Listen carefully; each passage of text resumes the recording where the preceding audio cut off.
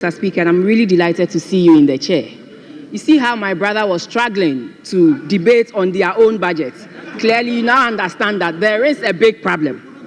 Mr. Speaker, just last week, my own friend and brother, Honorable Ato Forson, came to the House to paint a very gloomy picture of the economy, forgetting that we all live in a global village.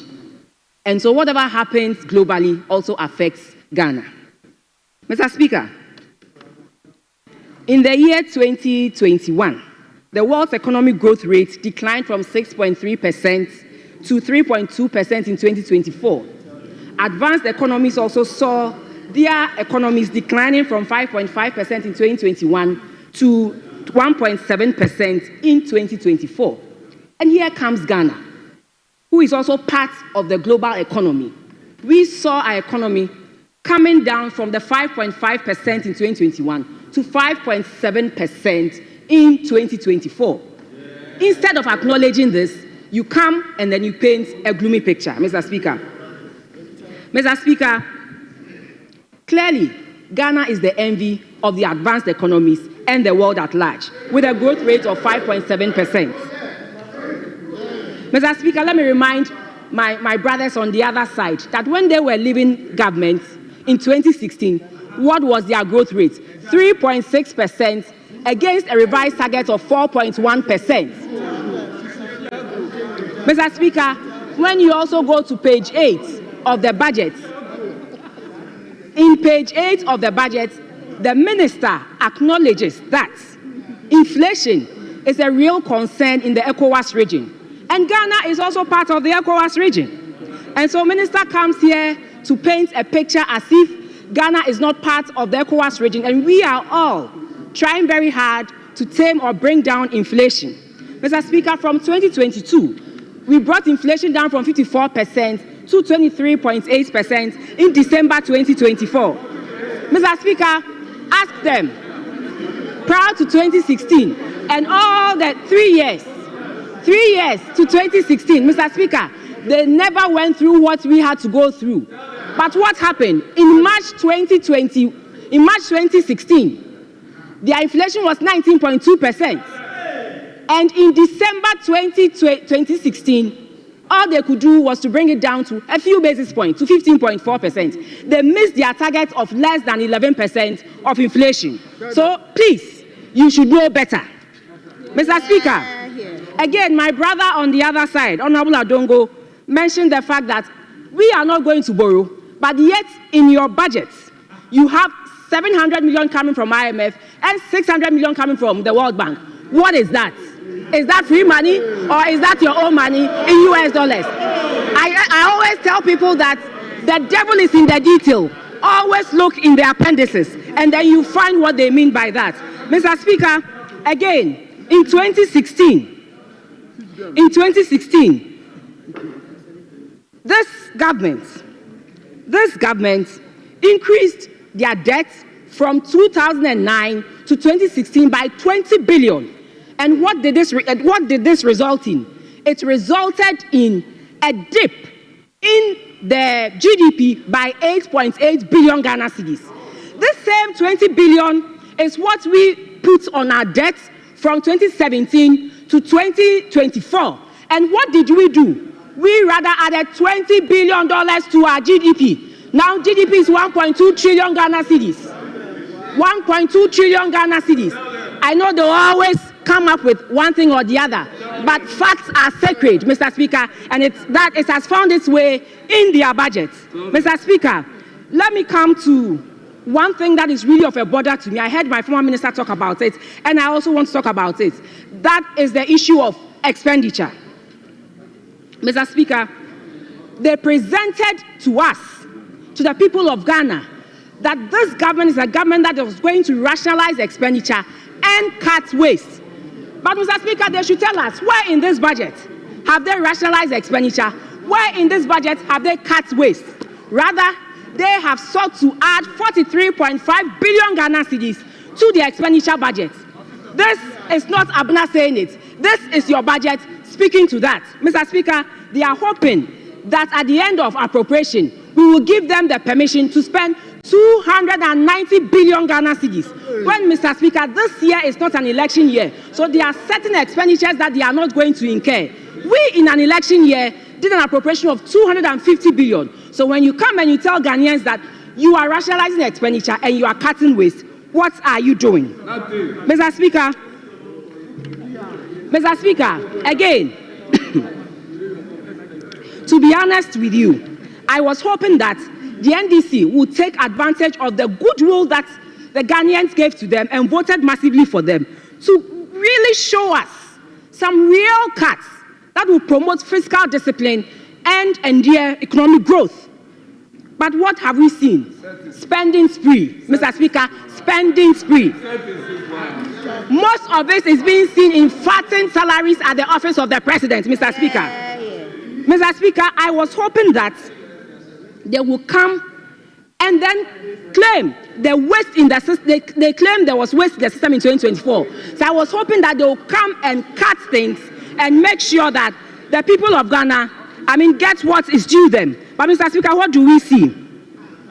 We see 2.7 billion increase in the office of the president's salaries alone. And then they want to explain it away with the fact that it is Ministry of Information that they added. There are 76 directors and staff that they added from the Ministry of Information that has resulted in that huge 2.7 billion allocation to them. But Mr. Speaker, facts are sacred. When you look at the budget for OGM in 2024, SIGA was part of OGM. The Internal Audit Agency was part of OGM. Mr. Speaker, Scholarship Secretariat was part of OGM. There were quite a number of ministries as well as the development authorities. They were all part of OGM. But today, they are no more under OGM. So you ask yourself, all these ministries have been scrapped or agencies have been taken. How come you still have 2.7 billion under Office of Government Machinery? Mr. Speaker, they also explained that they added Ministry of the National Security Ministry. But Mr. Speaker, in 2024, the compensation for national security was 1.28 billion Ghana cedis. So that assuming that you add your 10% to it, give or take, let's say it comes to 1.45 billion, and you add the existing 326 million to it, you still have $1 billion to explain to Ghanaians. Mr. Speaker, is this the lean government the president talked about? That fine, okay, to the optics, I will reduce the number of ministers I nominate to the optics. But in the real deal, I will fatten the salaries of my officials and make sure they live well at the expense of other Ghanaians. Mr. Speaker, again, let me also speak to the fact that the big push and other initiatives. Mr. Speaker, there were already existing initiatives that I believe if this government had continued to have served a very good purpose. One is the Youth Start. The Youth Start was an initiative that was addressing problems of the youth and the SMEs. And they were adding on to growth because they found themselves in the productive sector of the economy. But Mr. Speaker, funds have been taken from Youth Start and they have been given to the National Apprenticeship. Funds have been taken from 1D, 1F, which was allocated just 120 million in 2024 to help boost the economy. And we have given National Apprenticeship 300 million Ghana cedis. You ask yourself, look at the amount of jobs, the number of jobs 1D, 1F provided, more than 200,000 jobs. These are permanent jobs. And then we are now going to do what? Spend 300 million for National Apprenticeship, where after the apprenticeship, where are they going to find the jobs, to engage in? Mr. Speaker, so this is what we say, that it is not about cutting expenditure, but rather promoting wasteful expenditure. Mr. Speaker, one thing I also find interesting is that my people on the other side, and they come up with fanciful names for some existing initiatives. Mr. Speaker, everybody knows the year of return in the diaspora. It's a big thing. They claim they want to reset the economy, and they just change it to what? Black Star Experience. Interesting. Year of return. It has more meaning than just what? Black Star Experience. What's the meaning of that? Mr. Speaker, before I sit, I also want to talk about the fact that the minister raised concerns about the state enterprises and the fact that they should do more to make sure they encourage reforms and make state enterprises fit for purpose. So I was thinking that just as they saw the national apprenticeship as a very important thing and gave it 300 million, they would have also given SIGA, which is the agency to take care of state-owned enterprises, some money. Mr. Speaker, in the budget, it is just 50 million Ghana cedis. Meanwhile, we have close to 2.7 billion Ghana cedis at the office of the president. How then do you want the state-owned enterprises to reform and then to function as they are supposed to function? Mr. Speaker, I also heard my brother on the other side say that, oh, they are social democrats. Yes, social democrats government. Mr. Speaker, social democrats, you are supposed to make the poor and the vulnerable the heartbeat of all your policies. But what do we see here, Mr. Speaker? Clearly, in the 2024 budget, Mr. Speaker, for human trafficking fund and the domestic violence fund, we gave 2.7 million Ghana cedis for the domestic violence fund. Ask me how much they have allocated for this. A social democratic party, they have put in just 337,000 Ghana cedis. A social democrat, 337,000 Ghana cedis.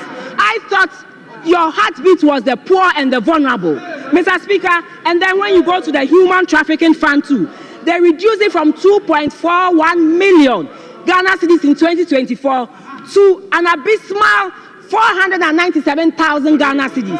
And Mr. Speaker, they claim they are social democrats. Is this champagne democrats or what, Mr. Speaker? They have to come again. They have to come again, Mr. Speaker.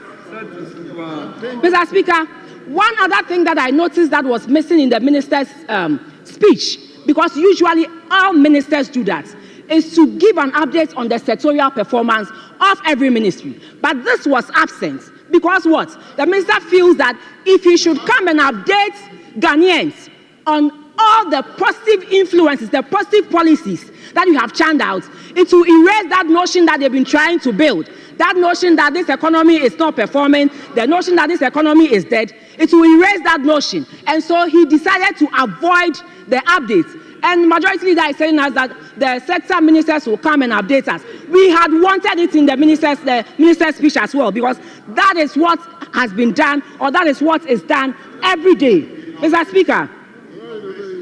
Speaker, yes, in conclusion, I just want to say that ultimately they failed to recognize in their updates that we moved GDP from 219 billion Ghana cedis to 1.2 trillion in December 2024. Mr. Speaker, they failed to recognize that we invested and connected 276 communities to the national grid in 2024. Mr. Speaker, they failed to recognize that we completed 1,072 units of affordable housing with the TDC. Mr. Speaker, they failed to also let Ghanaians know that we invested in the phase 2 of the Temamoto Way roundabout, and also we invested in the construction of the flyover and the flyover that leads to East Legon and the Spintex Road. Mr. Speaker, they failed, but Ghanaians have seen all that. So, Mr. Speaker, finally, I just want to conclude by saying that isn't it a shame, Mr. Speaker,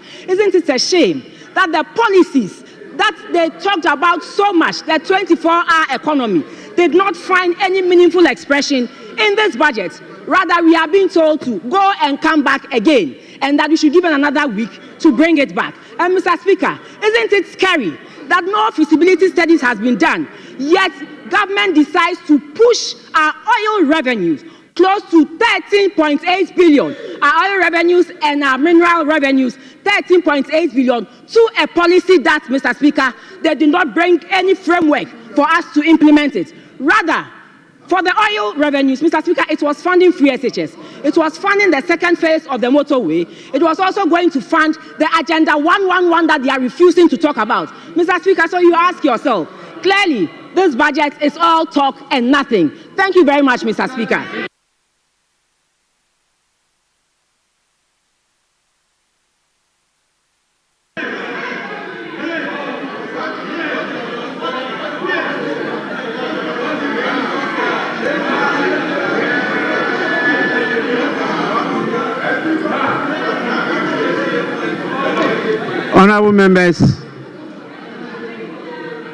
Honourable Honorable members, let me remind you that the Right Honorable Peter Lajite ruled that the use of the word shame is unparliamentary. I think that was a good ruling, and I'll go by it. So please, members, stop using the word shame. It's now, honorable members, it's now the turn of Honorable Richard Achampon. 15 minutes. 15 minutes. Mr. Speaker, thank you very much for the opportunity to comment on the statement made by the Finance Minister. Mr. Speaker, I heard my honorable member say that a lot of items, a lot of issues are missing in the report. But, honorable member, sit down and listen to me before you leave.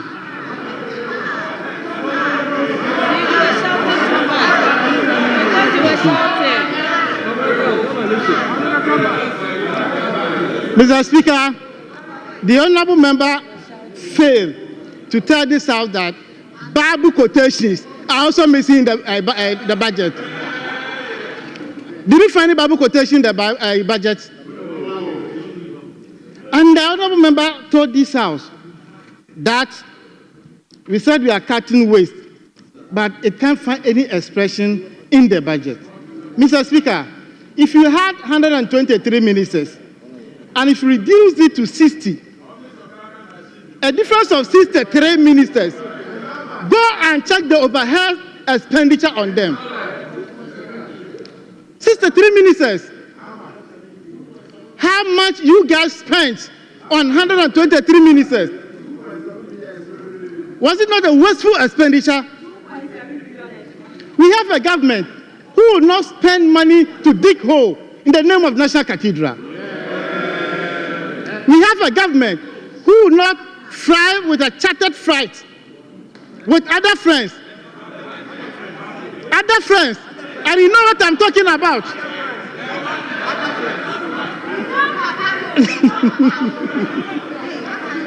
Mr. Speaker, we have a president who will not take national resources to pay ghosts.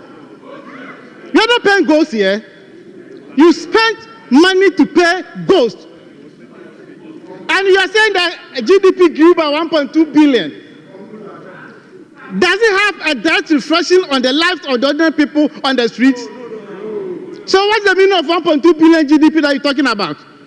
If you have a growth of 1.3 billion or 1.2 billion, there must be a physical manifestation, Mr. Speaker. The people in the country must live good. But what do you see on the streets? What do you see? Everywhere poverty. The minister came to this House, announced to us to abolish about 5 taxes. The only thing the minister failed to abolish is New Patriotic Party.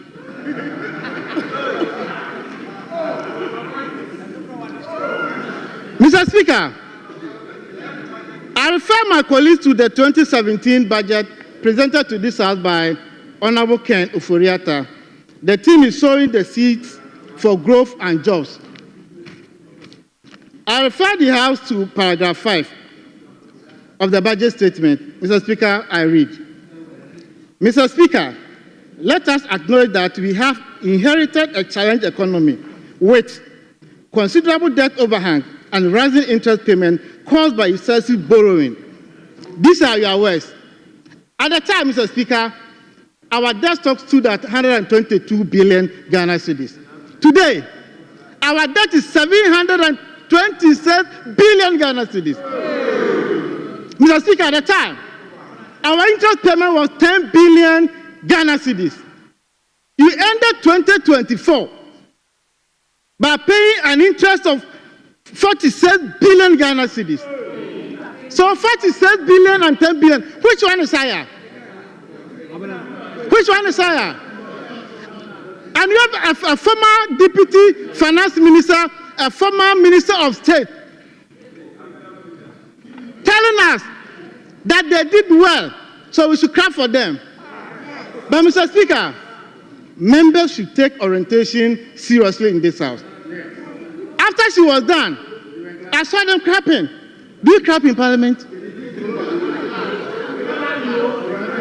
Oh, we invited you to her, you refused to attend.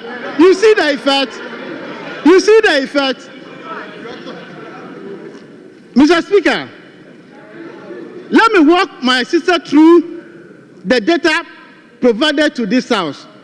I refer you to table 33, 34, and 35. You grew cocoa sector by negative 22.4. Livestock, NDC did 5.4%, you did 3.5%. Forestry, we did 2.9%, you did 2.5%. Fishing, we did 3.1%. Asking me when.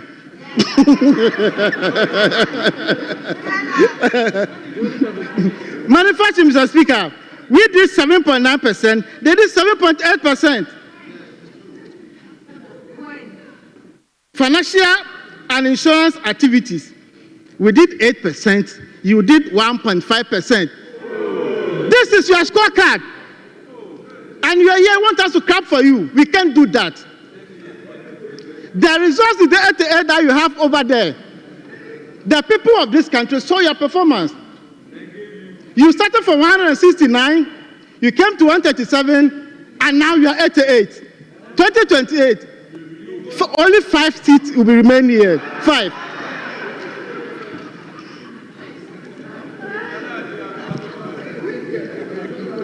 Mr. Speaker, depreciation of the cedi. By the end of 2016, and then this it was 9.6%. In 2024, the cedi depreciated 19.2%. From 9.6 to 19.2, and they want us to clap for you.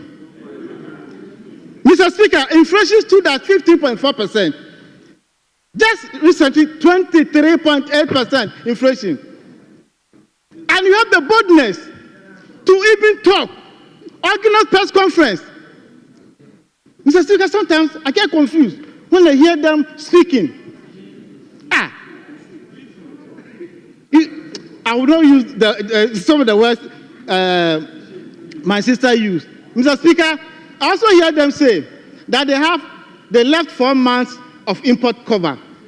Mr. Speaker, we are not paying your debt. Interest and principals have been deferred. And if you are not paying your debt, would you have reserves? Go and pay the debt and see. Go and pay the debt. You suspended payment of interest and principals. You are here bragging that we left 4 months import cover. Take off the payment of interest and principal. You will see your level. Mr. Speaker,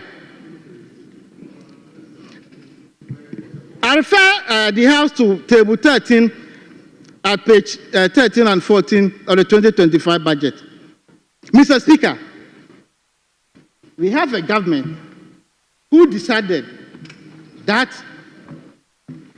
all statutory payments should be in arrears.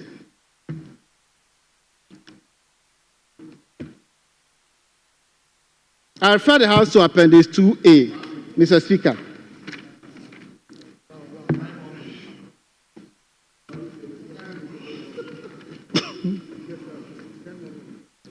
By the end of 2024, Mr. Speaker, statutory payment stood at 10.4 billion in arrears. Common fund, health insurance, GET fund, road fund, all were in arrears. And government is saying we are going to decap national health insurance, road fund, and make sure that resources are made available for those institutions to do their work. And we are allocating 7.5 billion to DACF. Mr. Speaker, and the instruction is the administrator should transfer not less than 80% to the local level for development. Under your administration, you sat in Accra, awarded contract, building 100 quarters facilities. You go to the district, you ask the DCE or the regional minister, who is the consultant, who is the contractor? They don't know. How much did it cost the state to put out the facility? They don't know. We invited the Chief Justice. He has no idea whatsoever. So the money that was meant for local development, somebody sat in Accra, awarded contract, and imposed those contracts on the assemblies. So go to our villages, you see poverty. Officers are there working, but no resources. They take monthly salaries, but they don't have resources to work. NDC say no, we should transfer not less than 80% to the local assemblies for development. To wait, you don't like this good news. Do you want people to beat you again? Do you want beatings? Mr. Speaker, in the budget, the minister has allocated 1.5 billion for agriculture for economic transformation agenda. The minister is here. And they are saying they can't see this in the budget. We promised the people of this country that we'll set up Women's Bank. We have allocated 51.3 million to start the processes. It's not the seed fund. So stop misinforming the public. Mr. Speaker, we have allocated 300 million for National Apprenticeship Program, 100 million for Jumura Program, 100 million for National Coders Program, 100 million payment to assembly members. We are paying allowances for our assembly members so that they can also do their work effectively. And this is for the first time in the history of this country.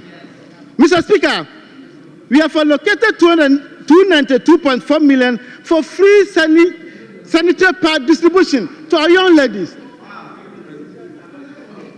And you hear them say, NDC should mention one social intervention program to the good people of this country.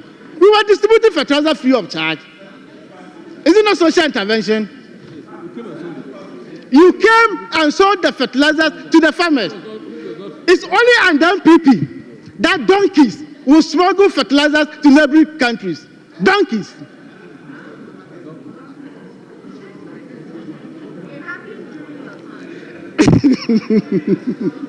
Mr. Speaker, so this budget that was presented to the House is giving us hope.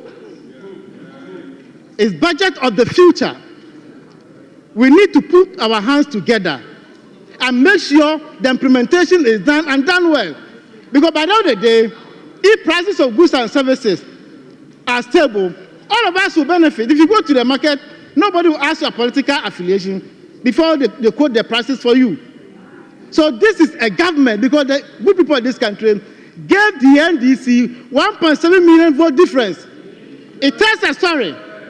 They wanted to separate us from you. So, Mr. Speaker, we are inviting everybody, including our friends from the other side.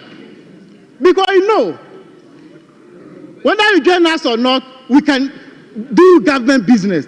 But it will not be fair to leave you behind. Come on board so that together we'll develop this country. Mr. Speaker, I thank you very much for the opportunity.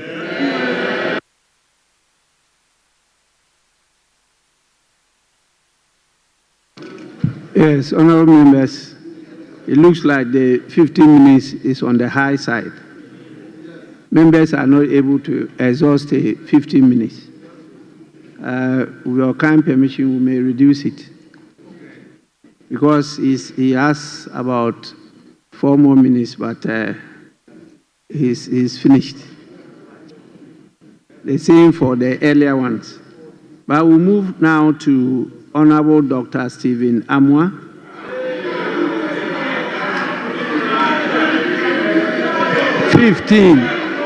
Fifteen minutes.